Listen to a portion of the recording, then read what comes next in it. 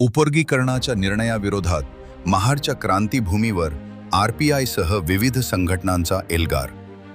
महाडच्या ऐतिहासिक क्रांतीभूमीवर महाराष्ट्र शासनाच्या अनुसूचित जातींच्या उपवर्गीकरणाच्या निर्णयाविरोधात रिपब्लिकन पार्टी ऑफ इंडिया, बौद्ध जन पंचायत समिती महाड, भारतीय बौद्ध महासभा, बामसेफसह विविध सामाजिक, धार्मिक संघटना, विद्यार्थी आणि महिला वर्गाच्या वतीने तीव्र आंदोलन करण्यात आले। आरक्षण हा अनेक पिढ्यांच्या संघर्षातून मिळालेला घटनात्मक अधिकार असून उपवर्गीकरणाच्या माध्यमातून अनुसूचित जातींमध्ये फूट पाडण्याचा सरकारचा प्रयत्न असल्याचा आरोप आंदोलनकर्त्यांनी केला। महाडच्या क्रांतीभूमीतून सरकारच्या निर्णयाचा जाहीर निषेध करत हा निर्णय तातडीने मागे घ्यावा, अन्यथा राज्यभर तीव्र आंदोलन छेडण्याचा इशारा देण्यात आला।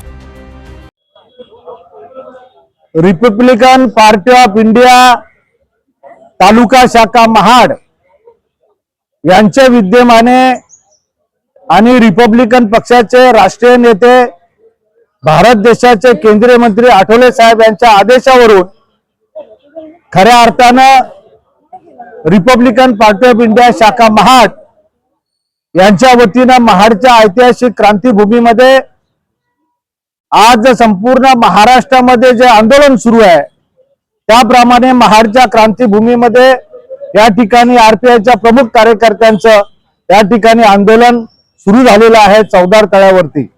या आंदोलनामध्ये नुसता रिपब्लिकन पक्ष एकटा नसून महाडच्या ऐतिहासिक क्रांतीभूमीतल्या ज्या ज्या सामाजिक धार्मिक संघटना आहेत त्याच्यामध्ये बौद्ध महासभा आहे, त्याच्यामध्ये बौद्ध जन पंचायत समिती आहे, त्याच्यानंतर बामसेफ संघटना आहे, त्याच्यानंतर महामानव डॉक्टर बाबासाहेब आंबेडकर कॉलेजच्या वेगवेगळ्या विद्यार्थी संघटना या ठिकाणी सहभागी झालेल्या आहेत आणि महिला आघाडी देखील या ठिकाणी सामाजिक कार्यकर्ते सहभागी झालेले आहेत।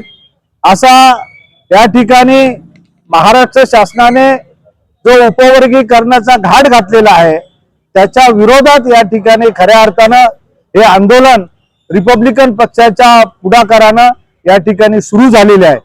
मी सगळ्या सामाजिक संघटनेचा या ठिकाणी खऱ्या अर्थानं त्यांना धन्यवाद देतो की आपण या ठिकाणी आंदोलनामध्ये सहभागी झालेले आहात।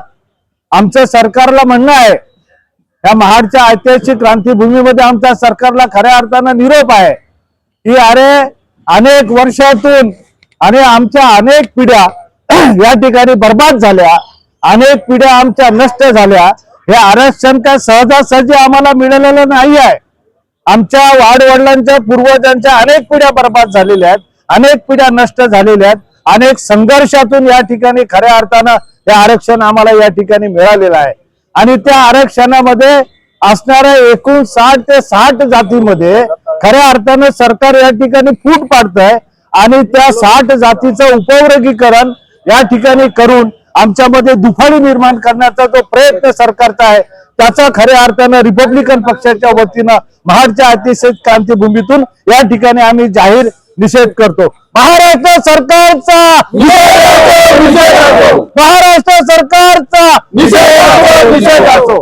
शासनाने अनंत बदर समिती स्थापन करून त्यांनी त्यांचा अहवाल शासनाला दिला, परंतु तो ओपन केला गेला नसताना देखील मुख्य सचिव, समाज कल्याण खात्याचे जे मुख्य सचिव यांची एक समिती स्थापन केली आणि त्या समिती मार्फत त्यांनी त्या अहवालावर तक्रारी मागण्याचं प्रयोजन केलं।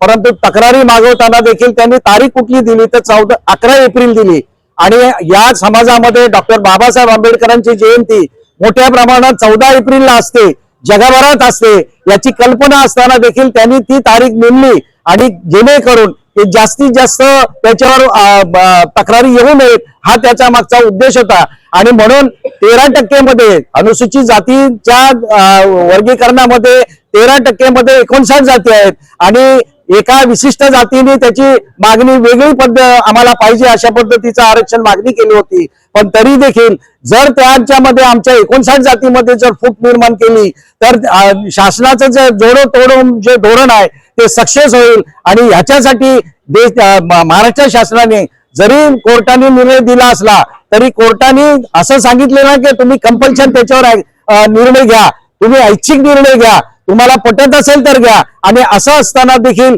बदर समितीचा अहवाल कुठलाही फुटलेला नसताना, आम्हाला बदर समितीमध्ये काय लिहिलेलं आहे याची कुठलीही कल्पना नसताना तक्रारी मागवण्यात आल्या. आणि या तक्रारी जवळपास मला वाटतं 3 लाखाच्या वरती आहेत आणि 3च मेंबर त्याच्यावर नेमणूक केलेली आहे. याच्यावरनं काही निष्पन्न होणार नाही. आमचं म्हणणं आहे की आमच्या 13% मध्ये ज्या 59 जाती आहेत ते एकसंघ राहिला पाहिजे. डॉक्टर बाबासाहेब आंबेडकरांचं धोरण असं होतं की ते 59 जातींचा एक समाज म्हणून निर्माण करण्याची त्यांचं प्रयोजन होतं. आणि अशा अवस्थेत देखील आमचं महाराष्ट्र शासन आमच्यात फूट निर्माण करून, आमच्यामध्ये भेद निर्माण करून, आमच्या आरक्षणावर घाला घालण्याचा जो काय प्रकार आहे तो, याच्यासाठी आम्ही सर्व या ठिकाणी येऊन निषेध नोंदवित आहोत. आणि महाराष्ट्र शासनाने याबाबत कुठलीही कार्य आखू नये. आणि आमचं जे बदर समितीचा जो अहवाल आहे त्याच्यानुसार कोणतीही कार्यवाही करू नये आणि आरक्षणामध्ये उपवर्गीकरण करू नये अशी आमची मूळची भूमिका आहे.